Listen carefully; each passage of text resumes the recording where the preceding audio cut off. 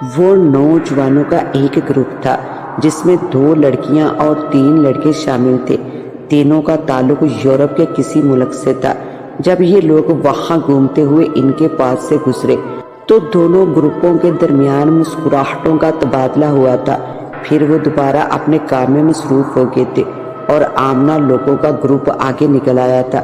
ارے یہاں تو کوئی بھی نہیں ہے، لیکن آواز تو ابھی تک سنائی دے رہی ہے۔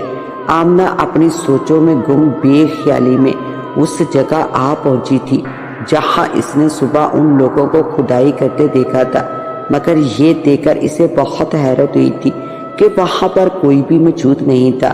مگر یہ آوازیں، وہ بڑبڑاتے ہوئے چاروں طرف دیکھتے ہوئے یہ اندازہ لگانے کی کوشش کرنے لگی کہ آوازیں کس سمت سے سنائی دے رہی تھی۔